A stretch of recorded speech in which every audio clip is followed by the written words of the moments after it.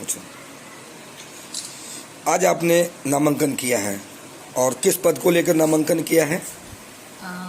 नमस्कार, मैं हूं सुभाना रफ़ी, पूर्व चेयरमैन छिबरामऊ, और आज भी मैंने उसी अपने चेयरमैन के पद के लिए नामांकन करा है। और मेरा लोगों के बीच में आने का एक ही लक्ष्य है। एक तो जो हमारे आजकल नगर में क्या पूरे हिंदुस्तान में एक लहर सी आई हुई है, जिसमें मतलब हिंदू मुस्लिम एकता को, हमारी गंगा जमनी तहजीब को जो ख़त्म करने की लोग कोशिश कर रहे हैं, उसको मुझे संभालना है। और मैं इसीलिए आगे आई हूँ। मेरा परिवार हमेशा इसीलिए इस पे काम करता रहा है और आगे भी करती रहूँगी। और मैं अपने बच्चों को भी यही सिखाऊंगी कि गंगा जमनी तहजीब जो एक हिंदुस्तान की हमारी पहचान है पूरी दुनिया में, उसको हमें कायम रखना है। आप एक महिला प्रत्याशी हैं, महिलाओं को लेकर क्या कुछ रहेगा आपके लिए? महिलाओं के लिए तो मैंने पहले भी बहुत काम किए हैं और अभी भी करेंगे। अभी भी हमें लगता है, कुछ दिन पहले हमारे छिबरामऊ में, आप तो रिपोर्टर हैं, आप लोग को मालूम होगा कि एक हादसा हुआ था जिसमें महिलाओं को बहुत बुरी तरह उनके घर से निकाला गया था। बल्कि उन जो बेचारियां दुकान में रह रही थी, उस दुकान से भी उनको निकालने की कोशिश करी गई थी।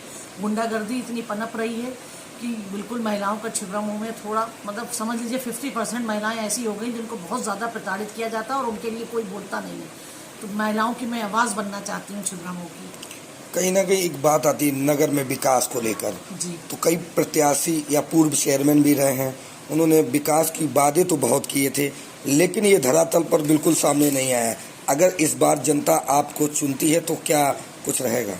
जनता के बीच में पहले भी 5 साल काम कर चुकी हूँ। जनता को मालूम है कि जितना सुभाना रफ़ी ने वादे किए थे, एक एक वादा उस पर वो सब टिक करते रहे। जब उसमें कहीं बीच में जाती थी तो लोग कहते थे आपका घोषणा पत्र रखा हुआ है मेरे पास, तो मैं उनसे कहती थी टिक करते चलिए। और कोई घोषणा पत्र का, मेरी कोई भी ऐसी घोषणा जो नहीं थी जो मैंने अधूरी छोड़ी हो, मैंने सब करा। और आगे भी जनता के बीच जाके मैं सिर्फ काम करूँगी और विकास करूँगी।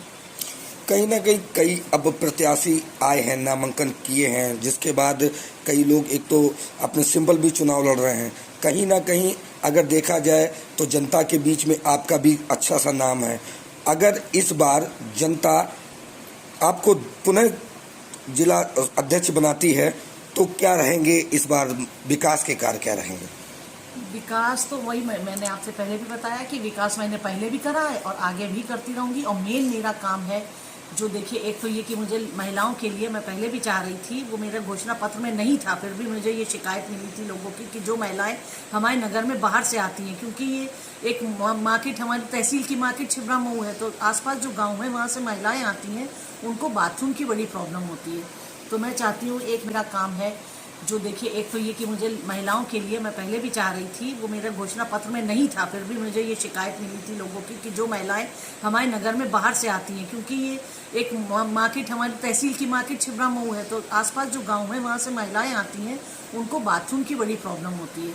तो मैं चाहती हूँ एक नगर में ऐसा बाथरूम बने जिससे बाहर से आने वाली लेडीज़ को उसमें सुख आराम मिले।